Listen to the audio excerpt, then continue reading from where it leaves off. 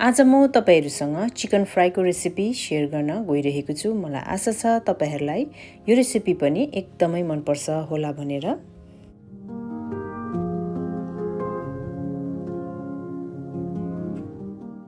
नमस्ते, म छितेन तपाईहरुलाई स्वागत गर्छु मेरो च्यानलमा।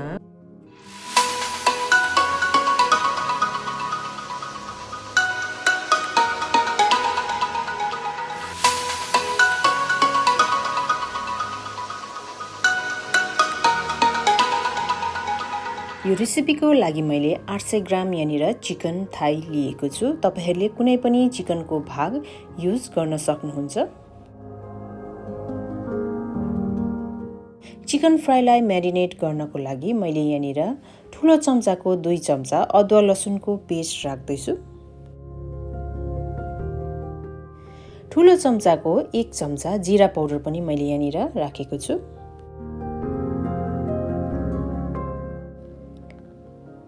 सँगसँगै सानो चम्चाको 1 चम्चा गरम मसाला,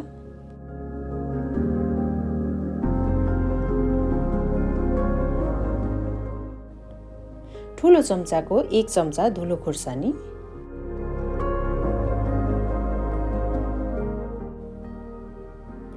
स्वाद अनुसार नुन राख्ने,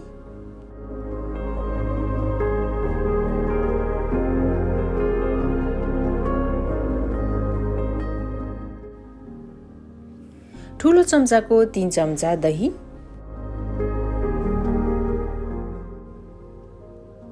आधा निम्बुको रस,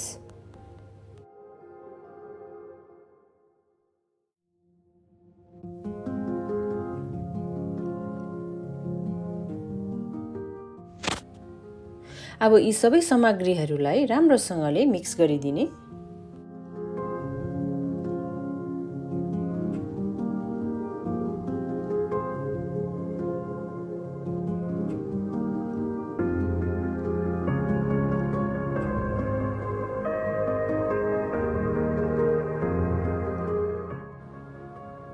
मिक्स भइसकेपछि आधा घण्टाको लागि कभर गरेर राख्ने।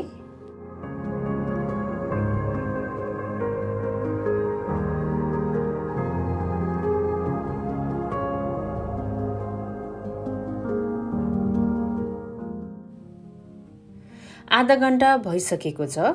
अब यसलाई फ्राई गर्नको लागि ठूलो चम्चाको 2 चम्चा मैले यहाँनिर पिठो राखे।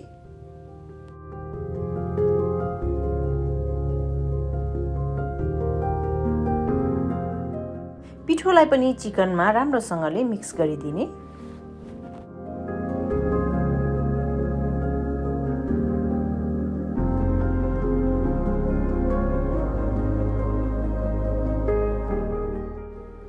पिठो मिक्स भइसकेपछि अब यो चिकन फ्राई गर्नको लागि रेडी छ।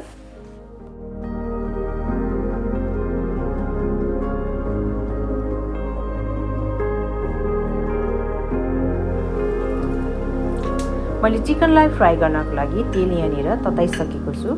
अब सबै चिकनहरूलाई राम्रोसँगले दुवैपट्टि रातो हुनेसम्म फ्राई गर्नुपर्छ।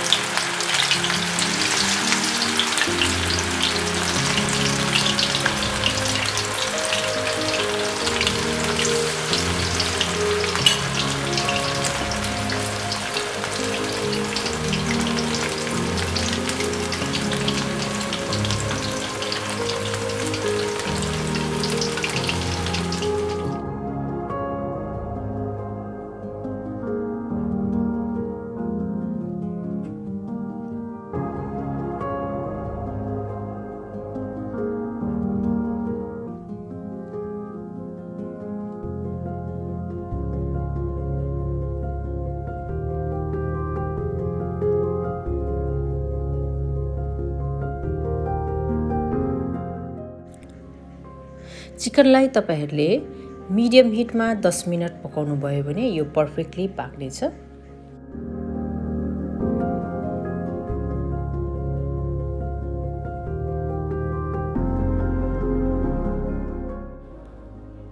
र तातो तातो यो फ्राइड चिकन तपाईहरूले इन्जोय गर्नु सक्नुहुनेछ तपाईहरूको कुनै पनि फेभरेट सससँग। र कस्तो लाग्यो आजको मेरो यो रेसिपी कमेन्ट गर्नु चाहिँ नबिर्सिदिनुहोस् अनि च्यानललाई सब्स्क्राइब पनि गरिदिनुहोस्। Thank you, by by.